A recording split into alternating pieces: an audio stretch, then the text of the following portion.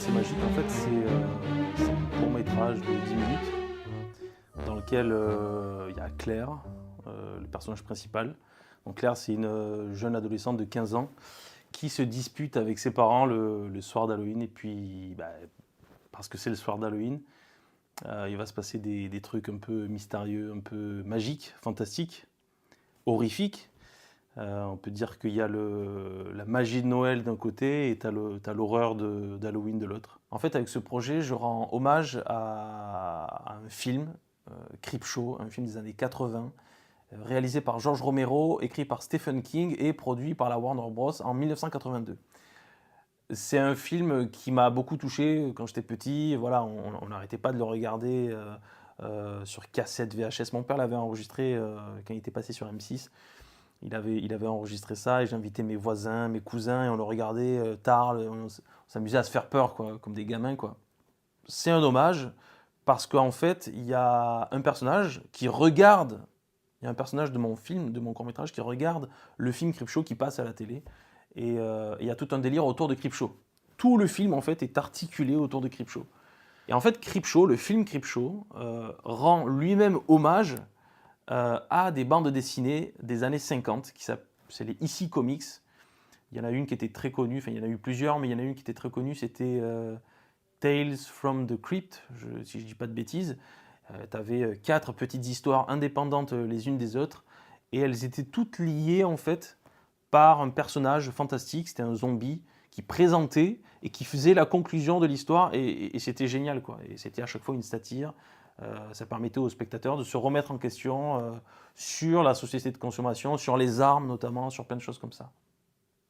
Le tournage en lui-même, il a duré 1 jour et demi.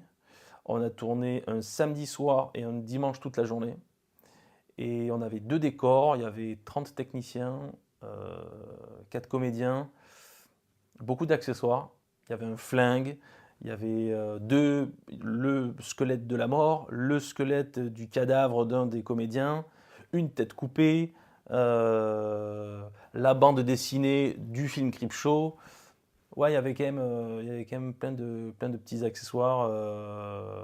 La tombe à la fin, on voit une tombe, les enfants enterrent les parents, enfin, c'est n'importe quoi. Donc voilà, en fait, ce projet-là, c'est un projet, c'est absurde en fait. C'est pas absurde, comment dire, c'est un projet, c'est grotesque. L'histoire est complètement what the fuck, quoi.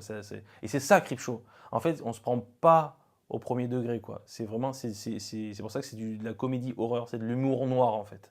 Pour être le plus cohérent avec ce que je m'imaginais par rapport au projet et l'hommage que je voulais faire, encore une fois, l'humble hommage que j'ai voulu faire à Creepshow, c'était me rapprocher le plus possible de ce qu'avait fait, le travail qu'avait fait l'accessoiriste de Creepshow, Tom Savini. Un travail exceptionnel, quoi. Avec peu de moyens, il arrivait à faire des choses vraiment visuelles, bluffantes, quoi. Et je suis quand même un peu fier du travail que Enguerrand a fait donc Enguerrand Prieux, qui était l'accessoiriste plateau, que j'ai beaucoup aimé travailler avec lui. Il a beaucoup de talent et il a fait des squelettes et tout. Moi, j'en ai fait aussi le personnage de la mort. Enfin voilà, on a pris beaucoup de plaisir à faire ça. Donc ça, c'était le personnage de la mort, du coup, enfin le squelette. Et du coup, en fait, là, il y a un petit ressort, je ne sais pas si on voit bien. Et j'avais mis une ficelle qu'on peut voir encore ici. Et donc, du coup, il fallait faire en sorte que la ficelle ne se voit pas. C'était tout un bazar, tout un bordel. Et en fait, ça, c'est un squelette qu'on a récupéré d'ostéopathe, je crois. Et donc, il a fallu tout le maquiller, tout le peindre, parce qu'en fait, il est tout blanc, quoi. À la base, il est comme ça. Il est vraiment blanc, donc on a essayé de le patiner du mieux que possible, sans croire qu'il avait déjà vécu. Voilà, là, on lui a fait un trou à l'intérieur pour pouvoir mettre une tige par en dessous, pour pouvoir faire en sorte que la tête puisse bouger dans tous les axes, faire en sorte que ça. Voilà. Donc on s'est bien amusé à le faire, c'était beaucoup de travail. Mais voilà, on a pris beaucoup de plaisir et pour moi le plus important c'était que toutes les personnes qui ont participé à ce projet-là m'ont toutes dit ah ça fait du bien de participer à un truc comme ça. Donc c'était quand même fun à faire. Sur le personnage de la mort, il y a eu un truc sympa aussi, c'est que il y a un plan où la mort se retourne, en fait, et elle commence à parler face caméra, elle parle directement au spectateur, elle brise le 4e mur.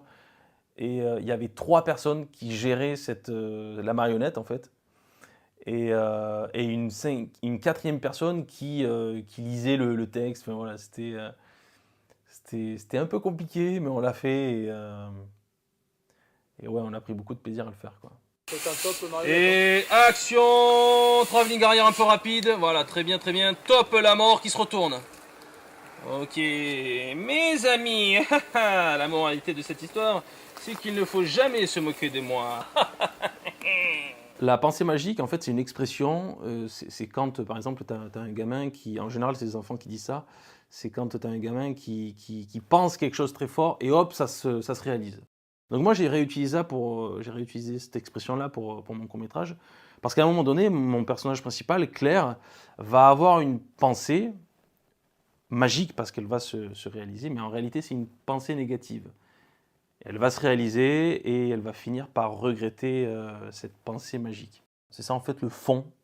Mais c'est assez léger, voilà, je le raconte de façon assez... voilà, on se prend pas la tête, on rigole. Voilà, je ne veux pas faire le moralisateur non plus, quoi, tu vois, c'est très léger, très fun. La mère est décapitée, le père est électrocuté, enfin voilà, c'est normal. Les enfants enterrent les parents, c'est normal, quoi. Le message en gros, c'est qu'en général, on a tendance à dire c'est ce qu'on fait qui compte. C'est ce qu'on fait qui compte. Ouais, mais c'est ce qu'on dit aussi qui compte. Par exemple, quand tu vas dire à quelqu'un je t'aime, ben ça compte. Normalement.